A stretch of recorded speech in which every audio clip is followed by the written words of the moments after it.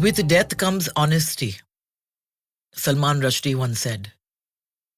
So today, let's not pretend the mic isn't trembling. This is a space where grief isn't dressed up for company, where we crack it open like raw film stock, grainy, unforgiving, impossible to fake.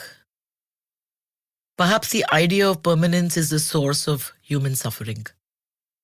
The problem isn't that the flower withers. The problem is the lie that it shouldn't, that we should last, that love should outlive time, that stories should refuse the cut. But all great art, all great awakenings are born in despair. Pain wakes you up. Pleasure numbs you, isolates you. A wise man once said, the purpose of life is not to teach you how to live, but how to die. Nearly 2,500 years ago, when the Buddha encountered sickness and death, he asked a question that still burns. Will this happen to my loved ones? That question sent him into the wilderness. And when he returned with one unbearable truth. The reason for death is birth. Whatever is born dies. Today we sit inside that truth. Across from me is a filmmaker who once chased light and now stands eye to eye with its absence. A rare storyteller, passing through what humanity fears most and denies longest. No montage, no pretty tears, no safe distance. Just a human being stripped of illusion where art and grief collide and something dangerous becomes possible. So stay, don't flinch, don't look away. This is the Pooja Bhatt Show, and with me today is the truly special and extremely talented Faraz Arif Ansari. Welcome. Thank you, Pooja. So sweet of you. I teared up almost. I teared up listening to that. It's so beautiful. I read something that you wrote on Instagram and it just shook me. You wrote, I miss you in my bones. Not the polite kind of missing, the kind that behaves. This is feral. This is grief with teeth. That hit hard. It comes from a place of great unrest. It comes from a place of truth. It comes from a place of navigating grief. I think none of us are brought up with the understanding of how to navigate grief. Absolutely. I don't think we're even brought up with the understanding of how to navigate love. Yeah. And so when we receive it, it sort of sets us off balance many times. And it puts us in a perspective where either we get closer to ourselves or we get far away from who we are. I think grief is the same. It's a lot like love. And the only way through love is through it. The only way through grief is also through it. And I think that navigating it is something we all have to begin to talk about more often. Exactly. Openly, publicly, and not just in closed rooms and on Instagram posts. It has to become more vocal. I think we have to be more vocal. I wish my dad had the courage to sit me down when I was really young and tell me that, hey, one day we're not going to be there. And look for signs, whatever. They did not.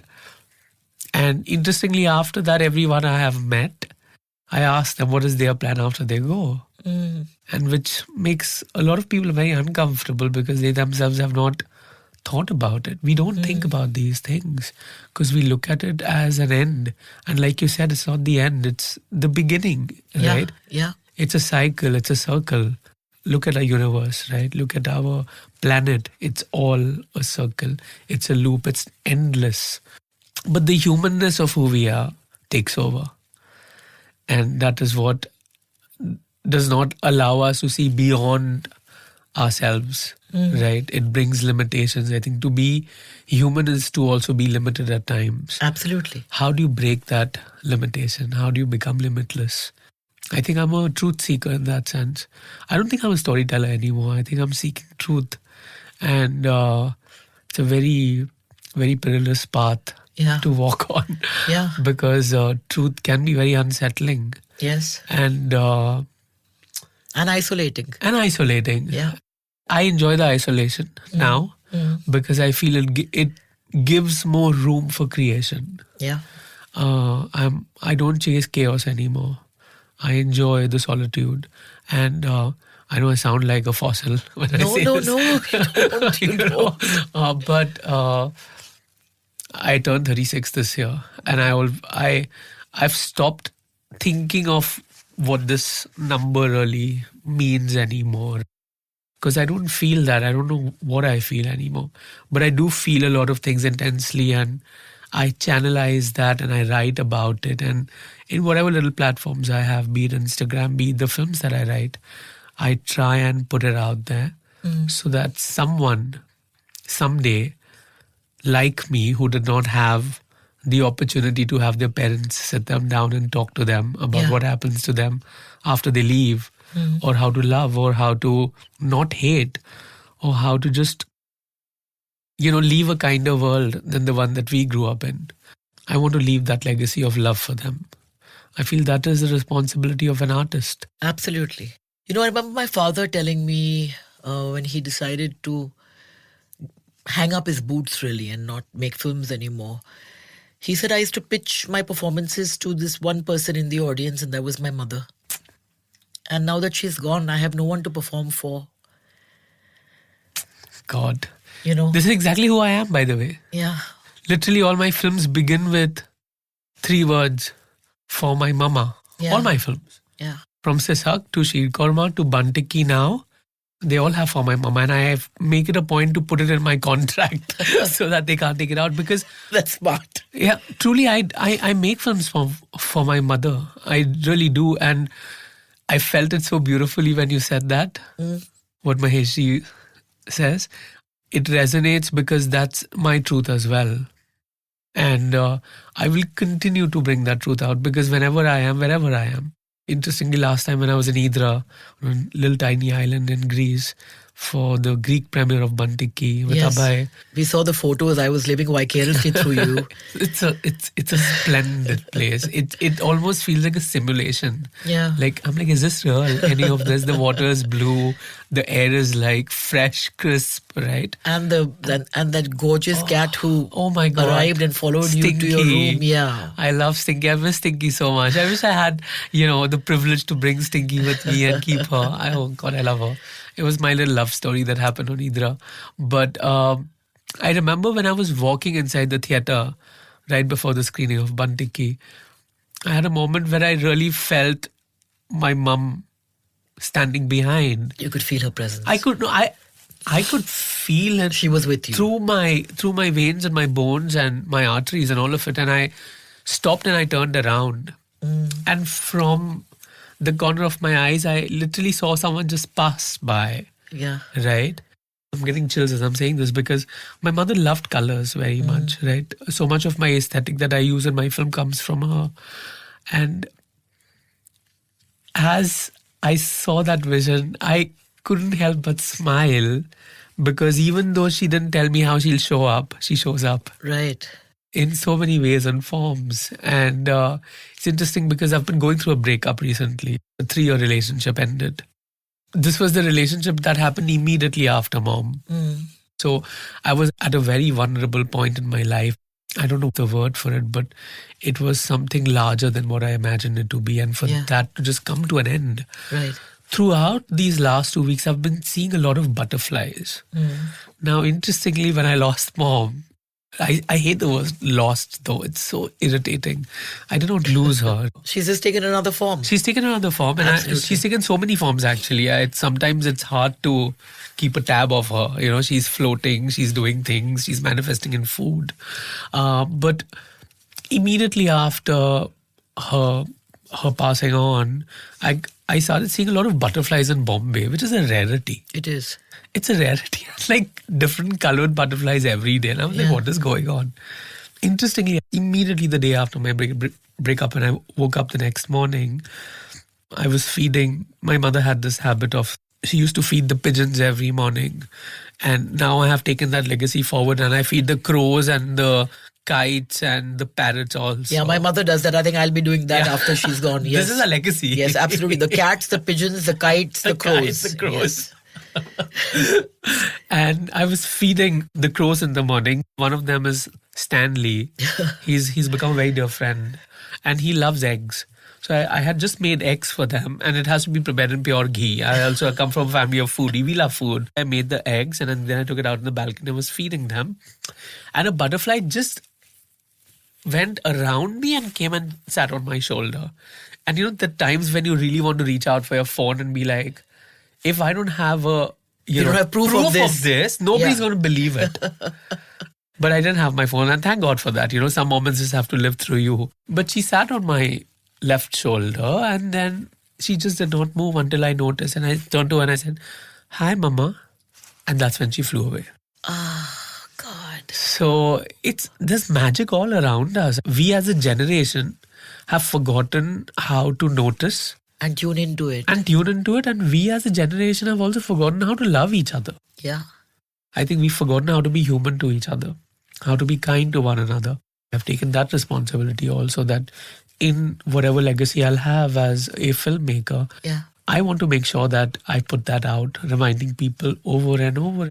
These days, cinema is reminding everyone of how to hate, how to take revenge. I was brought up on love, Pooja. I don't understand any of that. I will only continue my journey of propelling absolutely. love. You grew up in a home where you had the privilege of watching your parents and they loved each other and you saw love in action. Tremendously. So not everyone has that privilege. I mean, my parents, technically separated. Yeah. But I can still see the love. I can still see the great dignity and the care. Yep. And for me, that is really the reference. So when I ended my marriage, I had one yardstick. I said, if my parents can still continue to hold each other's hand, the nature of that love might change. Of course. But love remains love. Yeah. Then perhaps I can too. But then there are people and there are people. That love that you talk about resonated in every frame, every shot of Sheer Korma.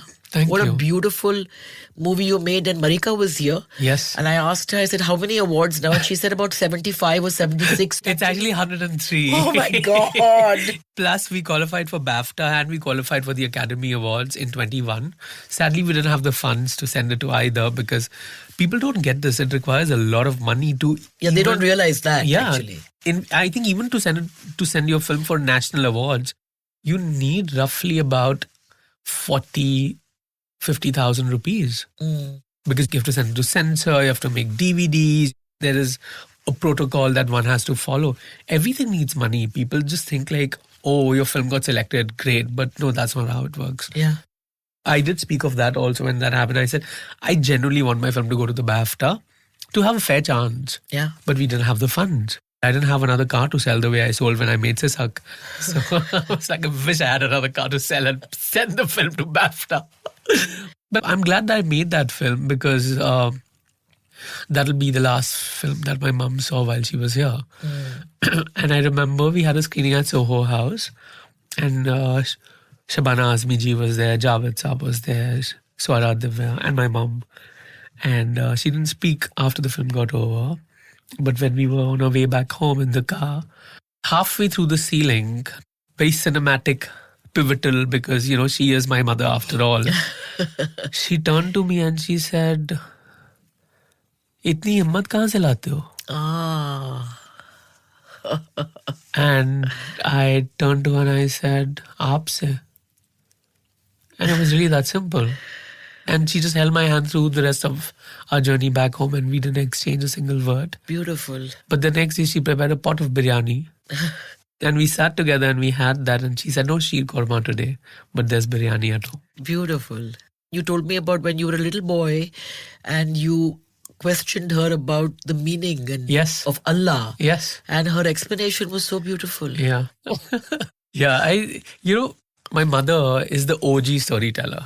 I often think about this. Like, if my mother had the privileges, she would have probably become a writer. She would have written books, she would have written films.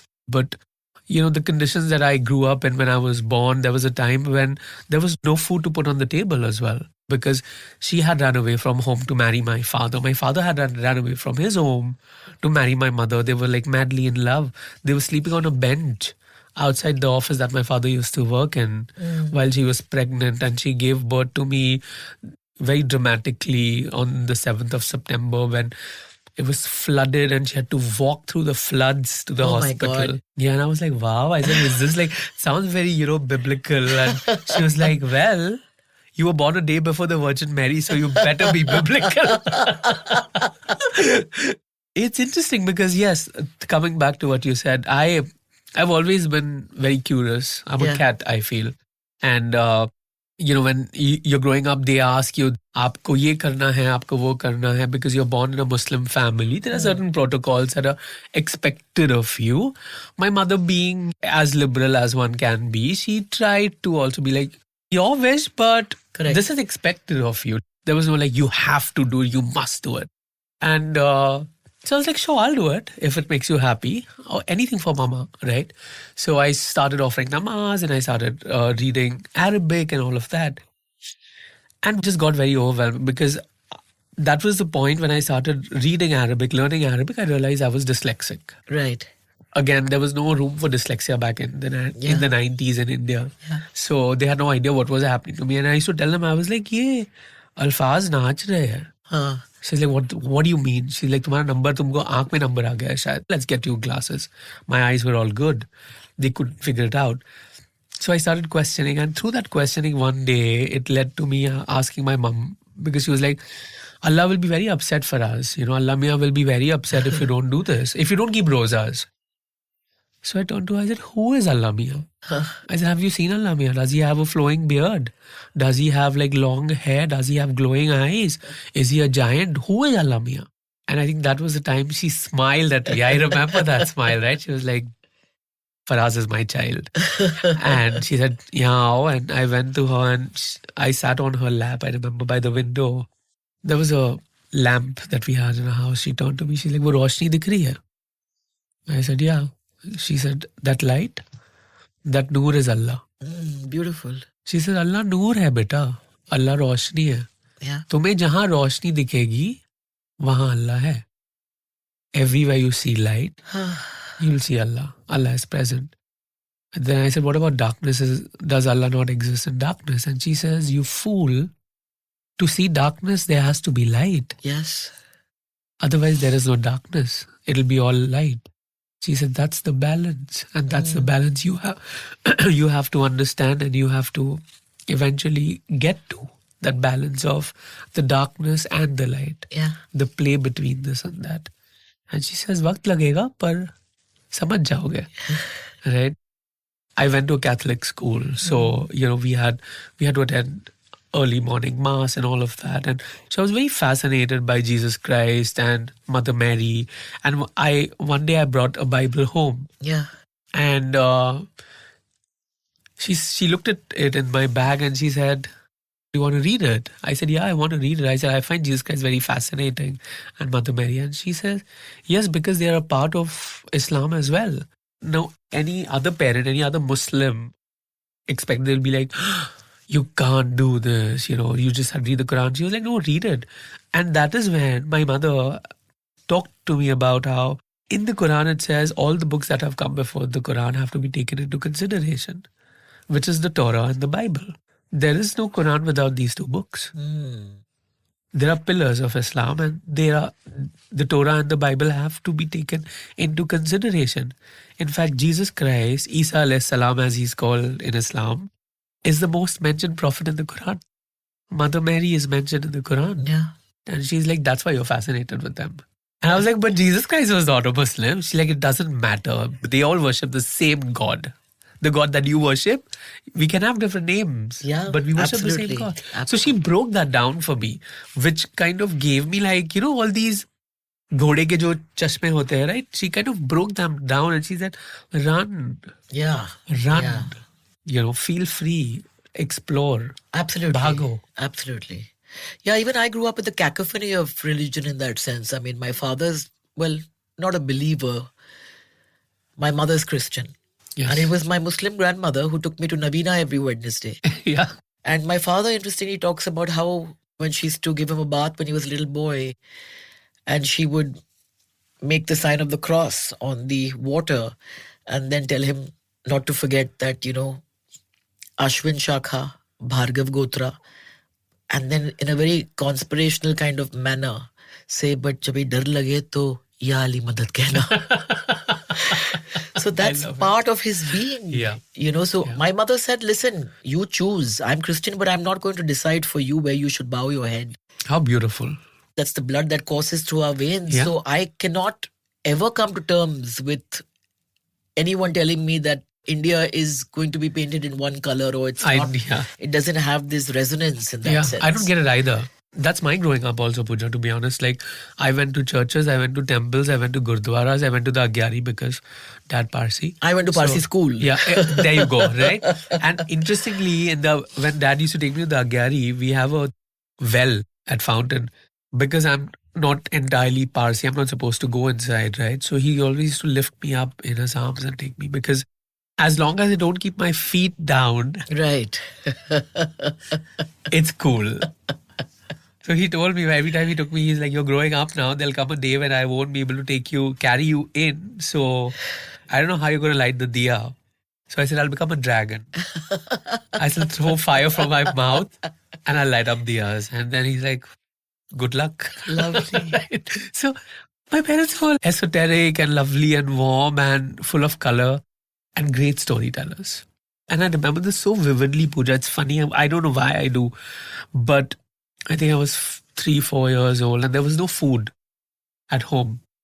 And the neighbors got like a bowl of, I think, dal or rice or something. And there were 3 of us to eat, my mom, my dad and me. And my mom started to feed me and I turned to her, I said, when will you eat? While she was feeding me, she said, let me tell you a story. Immediately diverted my head. When there was no food to eat, there were stories that were being told.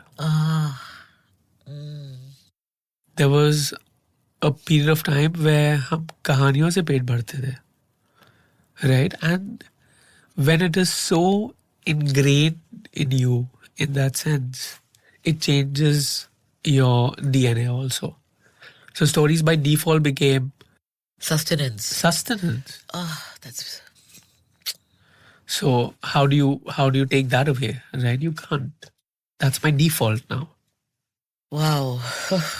So coming back to Bun Tikki. Yes. You had a successful screening in Greece. Yes. I saw glorious pictures of you and Abhay. In fact, I think he described it as probably one of the best scripts he's ever read. He's very kind that way. Well, he's also very true. He's not also somebody who's very impressed very easily. That is true. To get that allegiance is not easy. That is true. I actually met someone last evening, a friend of Abhay's, who happens to be in the PR world, Rohini Iyer. Yeah. And Rohini said, the amount of praises that I've heard for you from Abhay, I don't believe it, because he's talked non-stop about you in the film. And you know me, I was like, oh, that's very sweet. He's very sweet. She's like, no, he's very hard to please. Yeah. And she's like, somehow you've done it. And I said, I've done it with love, with nothing else but love. But you repeated the experience of working with Shabana again. And I've known her as a child. Yeah. So that's why I take the liberty of saying Shabana. I used to always say, Shabana Azmi has come to the house. And she would say, come here, you young child. Why do you say my full name? And I said, because you're an actor. And actors have surnames. She was most amused. But you guys are working back to back on 2 movies. What struck me was how beautiful Zeenat looked in that first image that you put out, and that look you gave her. But you said something that really resonated. You said that she was a source of grace to me on the set. Yeah. So what was that like, working with these 2 women legends? Yeah. Shabana ji have a very special place in my life now. I think we've become more than family. Right. She's, in so many ways, she's been a constant source of inspiration for me. With Zina ji, when I actually wrote Bandiki, I was very confused who would be able to portray this character. Because I definitely knew that for this character, I want Shabana ji, 110%. I narrated it to her when I was shooting Sheer Korma, this film, Bandiki. But to have that balance with her was very integral to the film. And it was at that point when Zina ji was making her comeback on Instagram, right? Yeah. And I read one of her posts where she spoke of love.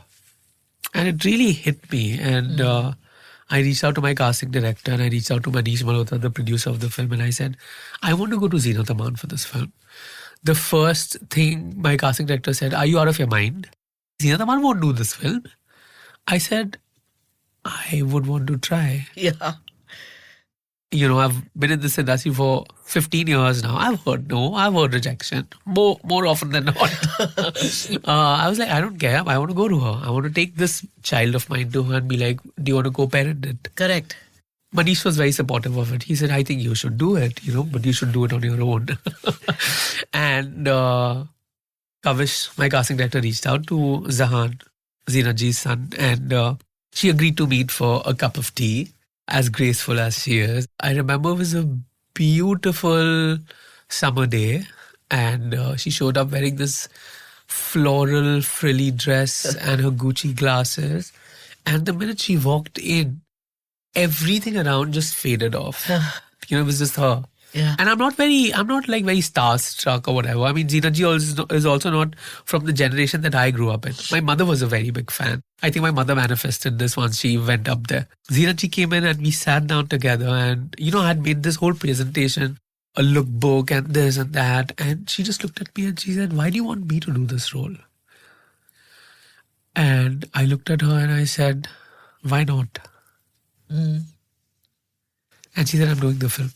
I said, no, I've prepared this whole thing. It's taken me 3 days. Can I please show it to you? She's like, no, I like you, Faraz. I'm doing this film. I said, can I? She's like, I've read enough. I know enough. I like it. Let's do it. I said, that's it. She's like, now we'll sit and enjoy this cup of tea together, you and I. Lovely. And that is grace, Pooja. Yeah.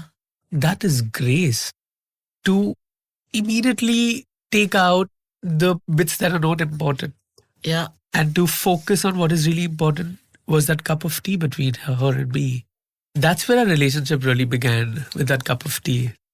And it blossomed through our journey in Bandiki. And I remember the first day she showed up on set. She was wearing this polka-dotted baby blue sari and cashmere turtleneck sweater, because that's how I imagined her. I imagined her like Maharani Gayatri Devi in many ways, but in my version of Maharani Gayatri Devi, with her hair and everything. And she walked up on set, and the first thing she did was she held my hand.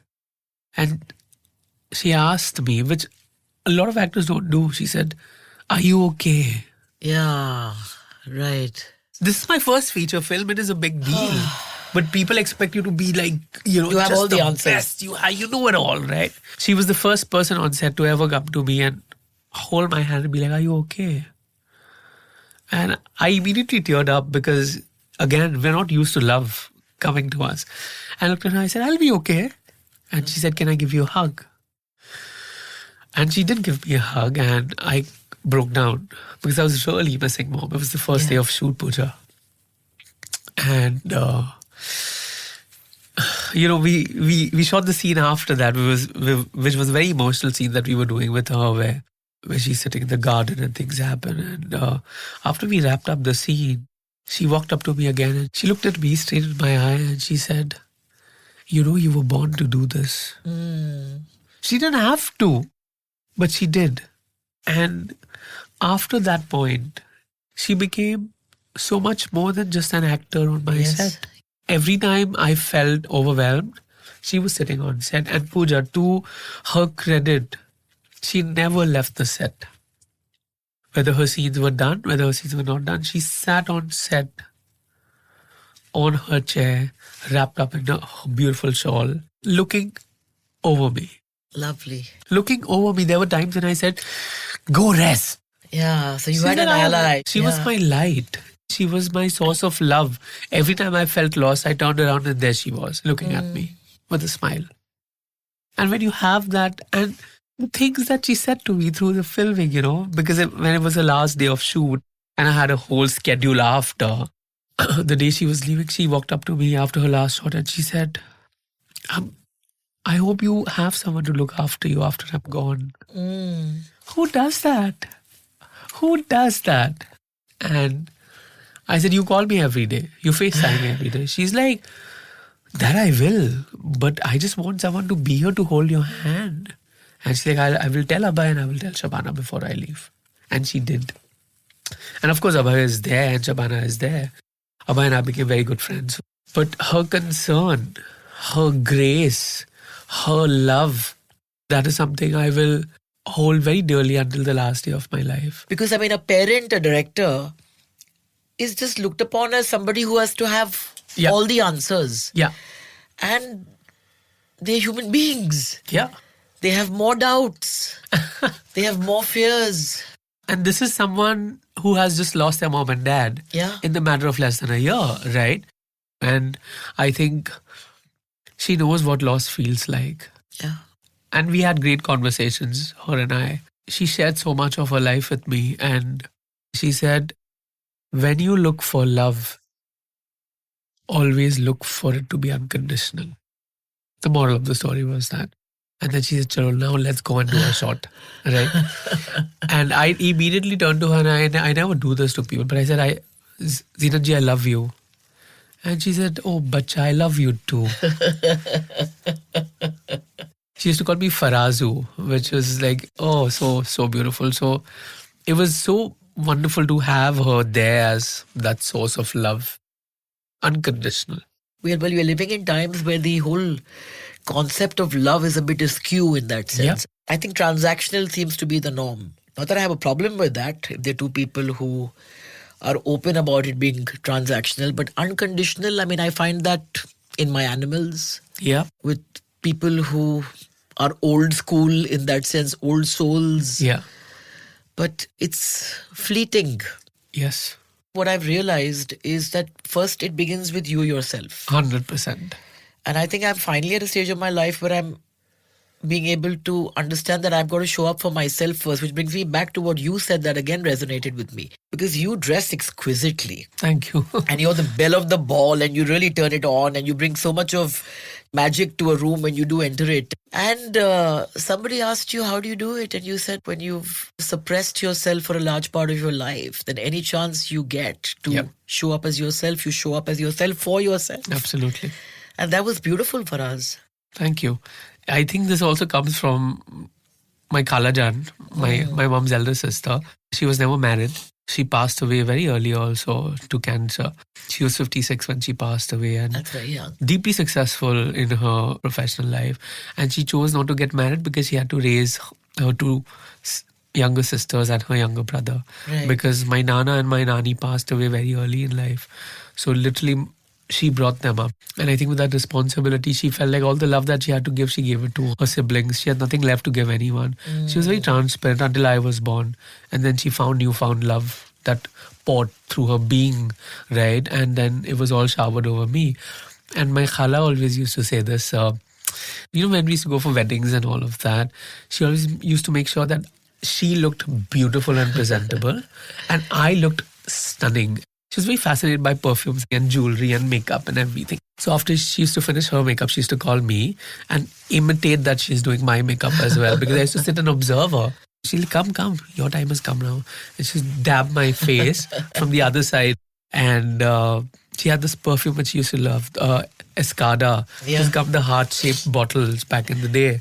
And then she used to, dab herself in perfume. And then I was given a dab too. And she said this to me. She's like, every time you step out of this house, you step out looking the best version you think you are. Lovely. दूसरों के लिए नहीं करना, खुद के लिए करना है. बिल्कुल, बिल्कुल. And that, at that age, to be told that so closely, so intimately, it rewires you. Yeah. I went to an all-boys school. I went to St. Mary's. we were doing Sleeping Beauty, right, in my first grade. And they asked everyone, like, who wants to play what? Of course, I was the first person to raise my hand in school, according to my mum. And they said, oh, what role do you want to play? And I didn't want to be Sleeping Beauty. I wanted to be Maleficent because she has the most meaty part. Yeah. And my mum was like, are you mental? She's like, Sleeping Beauty बन जाते हैं, तुमको तो बहुत शौक है ऐसे सब का. I said, मुझे Maleficent बनना है, सबसे बड़ा रोल तो उसका ही है. She causes everything in the story to happen. Without her, there's no Sleeping Beauty. And I remember how my khala, my baby and my mama, all three women got together to dress me up as Maleficent and send me on stage. And every time after that, I started showing up more and more. And they never disregarded me in that sense. They encouraged always, right? But that encouragement also came with a sense of fear for me because the world that we live in can be very cruel at times. Correct. So that's Pooja. what I was going to ask you. I said, the world was obviously not in sync with At the all. reality of your household, right? I lived in a warped universe. I lived in a cosmos that thrived on its own. Every time I stepped out, it was like space traveling. I had to take like a rocket and get out of this universe, right? And then when I say I don't like that, I want to go back home, right? Because वहाँ पर प्यार था, वहाँ पे मोहब्बत थी. But that's so unique because, most people have said that we couldn't even acknowledge to ourselves who we were, what we were feeling, because we didn't have that kinship. Yeah. So they had the misfortune of growing up outside their homes. Yeah. So that in itself is so unique. I mean, like whatever I was, I could be Yeah. to my parents. Correct. And hence got very comfortable then within my own Yep. skin. Yep. But it's not the case for most people. So in that sense, one is privileged, but yet when you go out into the world, it's like a big shock and you're like, but the love, Yes. which you take for granted, Yes. there's so little of. Absolutely. And that is why I think I never really questioned my sexuality Right. because I was never made to feel different at Correct. home. It was only when I stepped outside of my home I was made to feel different. I think the first time I realized I come from Muslim family Yeah. was in school when the 93 riots happened. Because until then I had no idea of what is this classification, distinction. So that is when you felt the That's first the tremors first of time it. I realized my identity of having a Muslim name. Yeah. Right? Although I was brought up in a very democratic, liberal home. We celebrate every festival, literally, and more. But I think that was the first time where I got a taste of it. And it left me very vulnerable because I ran back home and they said I'm a Muslim. And that is when my parents were like, oh God, now we need to address the elephant in the room and talk to Faraz. It was interesting of how they handled even that. And I think so much of that shows up in Bantikki. Yeah. The navigations of having a child who is flourishing and blooming. My mother's friend, she had a son who was in love with someone of a different faith or something. And she had come home very traumatized and she was sharing it with my mom. And my mom never really saw anyone down in that sense. She gave them the dignity of their emotion, right? Ki you're justified. What you're feeling is right and true. But let me show you this. Very gently she did it. I remember I was sitting doing my homework. I was doing math. I hate math. So I was just listening to them, really eavesdropping in that sense. And she said this to her friend, and I remember this so clearly. She said, "बच्चे जो होते हैं ना, वो पौधे होते हैं. You can only water the plant. Yeah. Yeah. You don't get to decide what flowers come, what fruits come, what are the colors of the leaves, how many petals will the flowers have, will they bloom right, will they bloom left, will they bloom straight, Correct. will they bloom at all? Absolutely. We don't get to decide any of that." She said, your job as a parent is only to water the plant. Yeah. What happens to the plant is the journey of the plant. She said, आपका उसमें कोई हिस्सा नहीं है. आप सिर्फ उसे मोहब्बत दे सकते हो. आप उसका नक्शा नहीं बदल सकते. Correct. And she was saying this to her friend, but she was also saying this to herself, Yeah. which again shows up in Sheer Korma, if you know what I mean. Yes. Yes.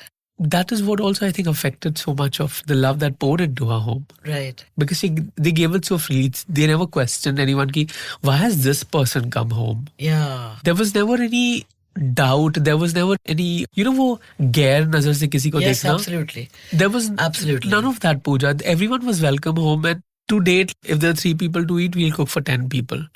Because it is always said कि आपके घर में बरकत रहनी चाहिए. बिल्कुल. Barakat is a very big word that I grew up listening to like 20,000 times in my home. And people used to show up to eat. Yeah. Tiffins used to go to some person or someone. Or agar khana bach gaya raat mein. So me and my dad, we used to go in the car, taking the food and give it to whoever's around and make sure that the food goes to people.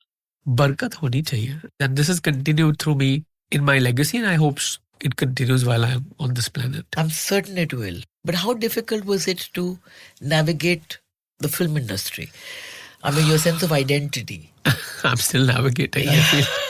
If you look at the boxes that you're ticking. I'm ticking a lot of boxes, Pooja. Yeah. So do you still find a resistance which might not be said, but then we are tuned to hear what is unsaid more than what is said? You know, there was a joke a person made on me once in a very public room, and they said, "Oh, you're minority square." And I said, "Actually, you're wrong because I'm minority cube."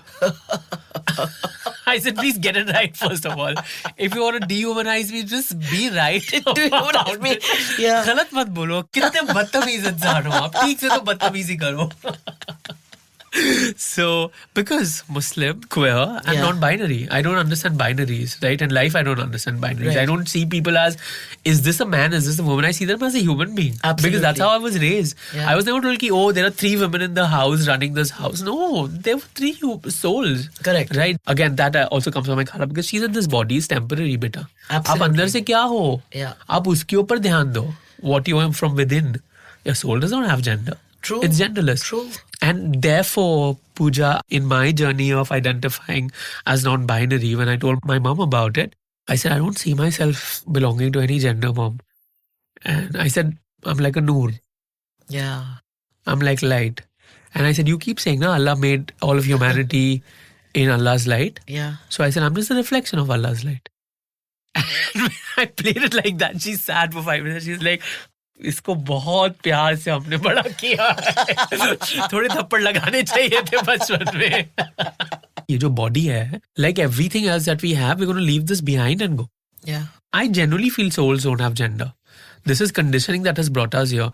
Will a genital that you're born with define your gender? I don't think so. The other day I went out and I really like this perfume, so I said it's very nice, and this person turned to me and they said it's for women. And I sprayed it more and I said, wow, बहुत अच्छा है. I said, इसको men के लिए भी नाम change करता हूँ. Right? It's like the story of pink and blue. Who defines these things? And talking about what you said about loving your own space. Yeah. That is something that started happening to me as well. After mom and after that, I stopped celebrating my birthday for like a year. And then she showed up to me in my dream, my mom. And she said, if you don't celebrate your birthday, we're sitting together and we're cutting cake. And she looked at me and you know where? We're sitting at Nas Cafe, which used to be at Hanging Garden. My father's favorite location to shoot. Every film of his had Nas Cafe in it. I have grown up in Nas Cafe. That was a Saturday, Sunday joint. Mangola, chicken soup and chicken sandwich. I have grown up with that, right? So I'm sitting at Nas Cafe with mom and we're cutting my birthday cake. And she turns to me and she says, क्यों वक्त जाया कर रहे हो? जाओ छुट्टी पर. And I said, huh? And she said, how many plans did we have for us? Did we do anything? I went away. She said, वक्त जाया मत करो, जाओ. जिंदगी फिर से नहीं मिलेगी. And I woke up and I booked my ticket to Paris and I left for my birthday. Beautiful. But what happened to me in Paris was beautiful, and I must share this with you. People say Paris is a city of love. Again, default conditioning is that love external. Right. Right. An outside source, From outside. basically. Yeah. But I fell in love with myself in Paris. मुझे Paris में खुद से मोहब्बत हुई. And when I told people, they were like, what rubbish. And I was like, I gravitated so much more closer to who I am in Paris. It did something to me, like on a deeper level. It changed something and I started enjoying my company all the more. So I see what you're saying. Yeah. It resonates with me. This khud se mohabbat is very essential and imperative for anything in life to happen. Yeah, and it's something that happens over time. We have to fall a lot, flounder a lot, make a lot of mistakes, be the mistake ourselves. And then if you're open, then you come upon this. I mean, I think for me also, sobriety had a lot to do with it. Yep. But I feel fulfilled, whole. Yep. How beautiful. Yeah. People don't understand it. Anything intense, like grief, for example, you're so right when you say that we're not taught in school how to navigate loss. Yep. We don't have those conversations. There's not a day that has gone by where I've not thought about the day that my father is not going to be on this planet anymore. And people tell me, don't be morbid. I said, what's morbid about it? Yeah. That is an eventuality. Yeah.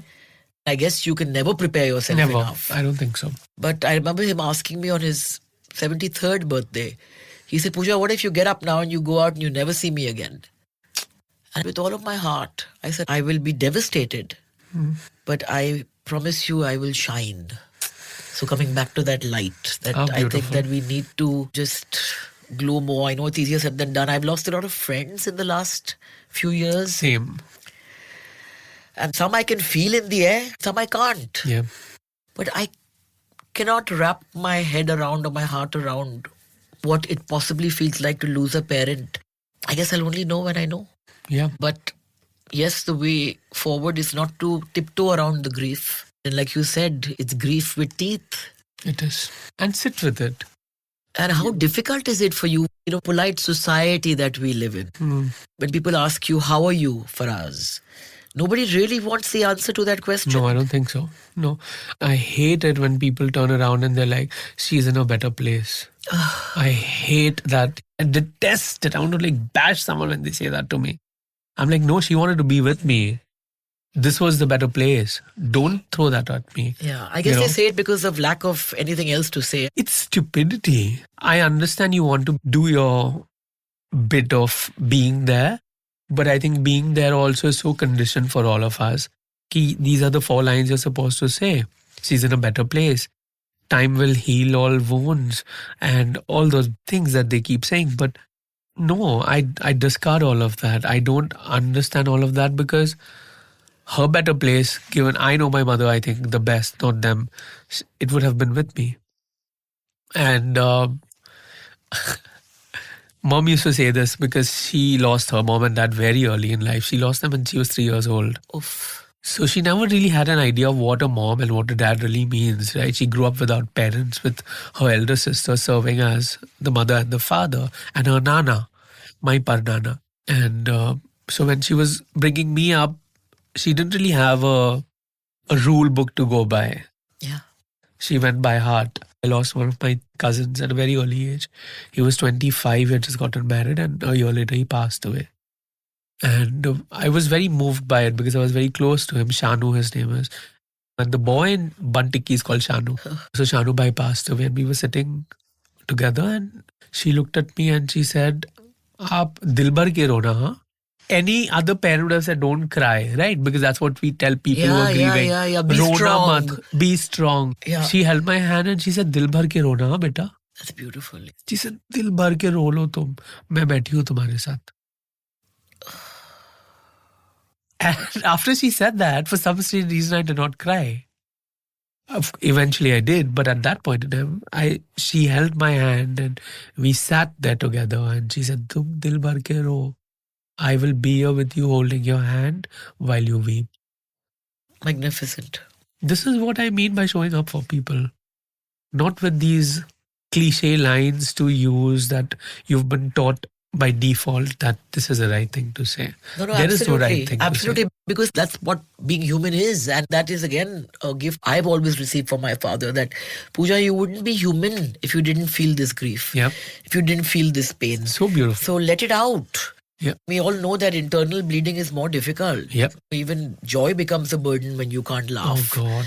So you have to be able to grieve, and from that comes something new. So obviously life has changed. You have changed. There's a different you post your mother's Yep.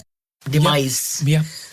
And you feel her in the air. She comes and sits on your shoulder in the form of a butterfly. She passes you by in a theater in Greece. Do they really go? They don't. No, I Where don't. do they go? Where do they go? I'm sure you feel her. She's everywhere now. That's why I tell my father, I say, you're never going to go. You're going to be booming in my ear. Even louder, at least now physically you can't be everywhere. Then you'll be omnipresent. So there's no escaping. It's true. It's true. No, you're so right about it. There are these days when I get like really stupid in my head. I speak with her. And the other day I was telling her, I said, I think you've gone only to be there with me all the time. Yes. It's true. You're so right. Because now she can just be there 24/7. Today, when I was taking Casper to the Yeah. vet, I was deeply emotional. I was weeping, right?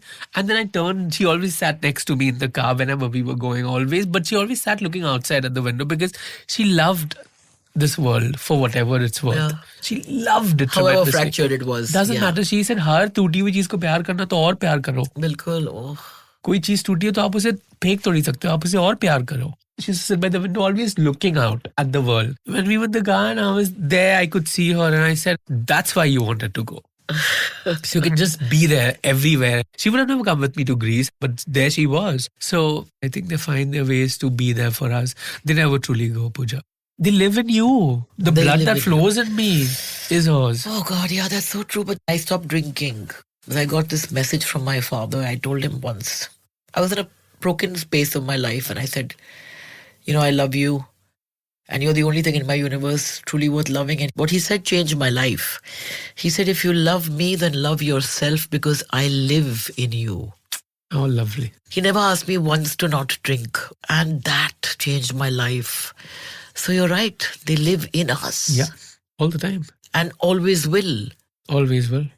So there's no escaping that one. No. But, you know, as a storyteller whose work comes from the fault lines of love, loss, becoming, how do you stay human in an age that often feels pretty inhuman? I think waking up every morning and reminding yourself, most importantly, like my mother said, everything that is broken needs more love. Beautiful. That's why I came back to India, Pooja. I was very settled after I finished my education in the US. I had a great job. I was in love and living with someone. But I gave all that up and I came back because I feel like I also have a responsibility as an artist, Yes. especially to my country, right? The land that I grew up in, the land where my ancestors lay to rest. Yes. Somebody's got to do it. Yeah. And all the more now after they've gone. And it's not a responsibility anymore. It's the way of being. Yeah. It's my default. You got to keep that flame of love alive. This is how I operate. I operate through love. And therefore, it's very unsettling for a lot of people. They're like, but what is your motive behind Right. feeding the crows pure ghee? Or telling the stories that you tell. I'm Or sure. telling the yeah. stories. Yeah. Like when I wrote Bandiki, Pooja, I never imagined Bandiki ever to be made into a film. I wrote it because I couldn't live not writing it. Right. It was flowing through me. It was consuming me. It was just, I can't explain that. What happens when I have a story? You have to put it out there. I have to give birth to it. Right. I have to bring it out. Otherwise, it does not let me rest. Yes. It's pushing. You know, when my mother used to define how she felt when she was giving birth, But yeah. it yeah. feels like that. Right. Making a film is like giving birth. That's the closest I will come to giving birth in this life. The intensity is that. And never imagined Bandiki would be my first feature in that sense because look at the world around that we're living in, right? Absolutely. Revenge, hatred, anger, fear mongering, Yes. propaganda, Yes. violence. Yeah. These are the things that are making a film a super hit in the country that we call home. What is wrong with us? And in all this toxicity comes a film that, bless Manish Malhotra for Backing green it. Yes. lighting it. Yes. I will always bless him for that because he took that chance to make this film. And like Abhay calls it, it's a little film with a courageous heart Yes. that chooses to dream big. I wrote Bandiki to remind myself कि कितना जरूरी है लोगों को remind करते रहना कि प्यार बहुत जरूरी है, Absolutely. इंसानियत बहुत जरूरी है. Yeah. Right? That's why I wrote this film. Empathy is a superpower in my film, Pooja. Yeah. Vulnerability is not a weakness in my film. Vulnerability is a strength in my film. And that sort of changes everything before and after. Who is making films about love and kindness anymore? Yes, absolutely. So that's what your storytelling and your films hold on to. The anchor is love. Yeah, always. Yeah. Which is my mother, technically. So that's what I was going to ask you. So when the noise of the age becomes unbearable, outrage, speed, algorithms are driving us. Yep. What is the one truth that you refuse to compromise on as a human being, even at the cost of what it might cost you as an artist? So, the way I see things, I don't think anything will cost me in that sense, because the cost of love is more love, Yeah, not hate. right. So when I don't give any hate out, I am very assured that no hate will come back to me in the Yeah. form that will harm me. Yes, it reaches you, but then the love protects you also, right? And the love that protects me are not walls that I have built around me. Absolutely. They're not boundaries that I have built. It's just energy that radiates. And it radiates so powerfully, Pooja, that hate just diminishes in front of it. It cannot break through. These are not walls, these are energy vortexes. Love is an energy vortex. Yes. I genuinely feel it. Like, I'm not just saying this for the heck of it. No, I Right? agree with you. They say in times of hate, dare to love. That's what our jobs really are as Yeah. artists. 100%. As people who are born to parents who loved each other and us. And if you're going to go out and you're going to just crumble in front of a fearful world, but I think it's fear. It comes from a place of fear. This whole othering, the whole refusal to understand somebody who doesn't have the same perspective with regards to life choices or love choices. Yeah. It is resistance. Love as resistance in that sense. But interestingly, you say the walls need not go up and Yeah. it cannot go up. No, they don't have to. Often at times we do that to ourselves. Yeah. And I think that costs us more energy, because energy to build the walls and then energy to sustain the walls. Yeah. Right? To keep holding on to them. It's like someone is pushing from out and you're trying to hold them. I can't build walls anymore. I can only radiate. It's like the sun. Right? My Khalajan used to say this, which I use some of it in Bantikki. She used to say, डर जो है ना वो एक पहाड़ है, उसके पीछे मोहब्बत है, उसके पीछे खूबसूरती है, उसके पीछे सच्चाई है. उस पहाड़ को पार करना पड़ेगा. Absolutely. Everything that is going to matter is beyond this mountain of fear. और पहाड़ों को पार करना पड़ता है. You have to get over your fears to be able to go to that place that you long to be at. But sadly, we've just been building mountains of fears. 100 crores, 200 crores, 300 crores True of that. mountains of fear and hate mongering. What legacy are we leaving behind for generations to come? Do we not have any responsibility?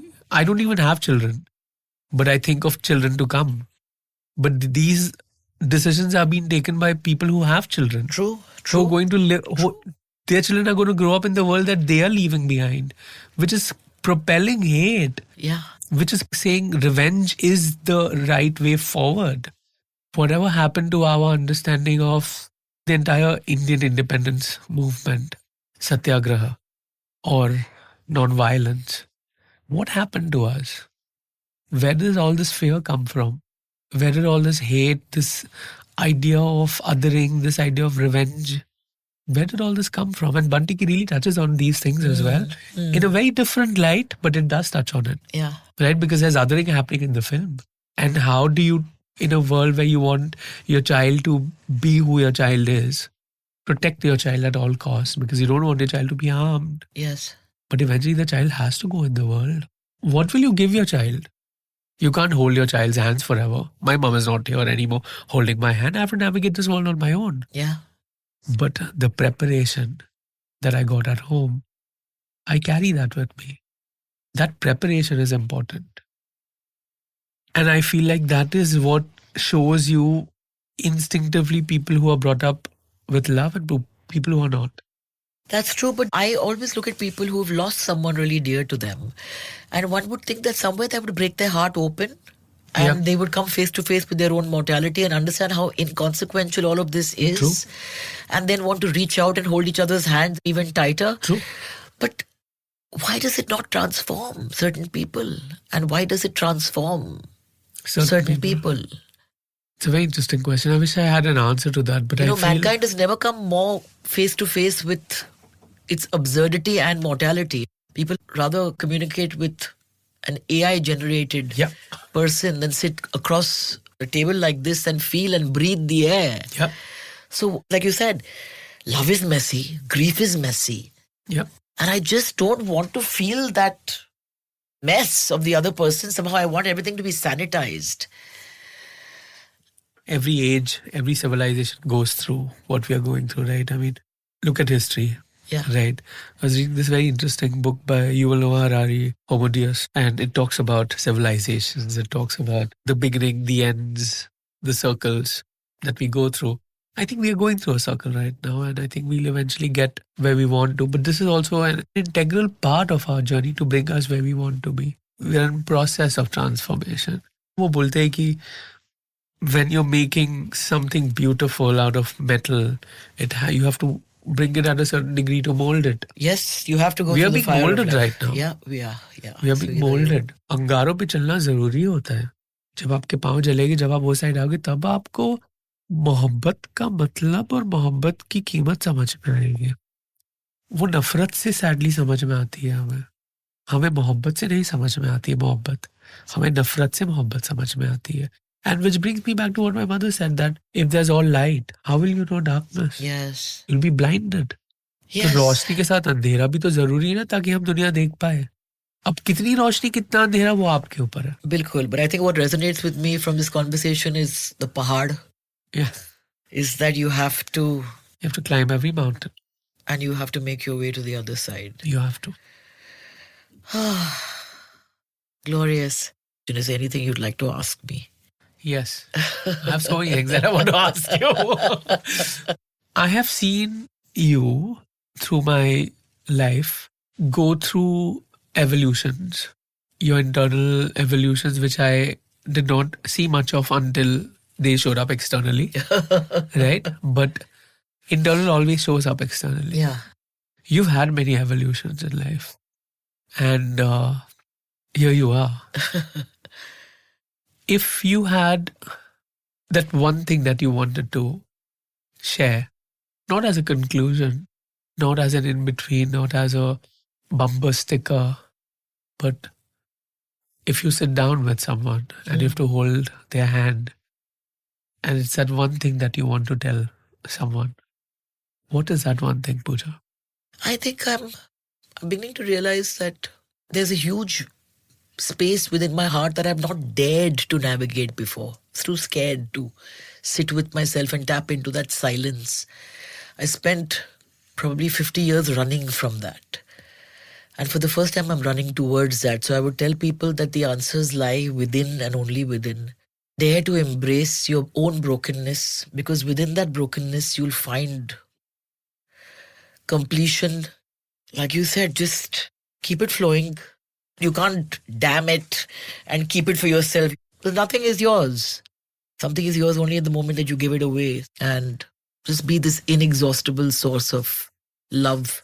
First to yourself and then to the other. I had to shake my fist at the Yeah. world a lot earlier. Yeah. Now I bow. Which is what I In meant. gratitude. Which is what I meant. I've seen that evolution of yours, Yeah. right? Through the works that you've put out, from every time you've written something, every time you've shared something.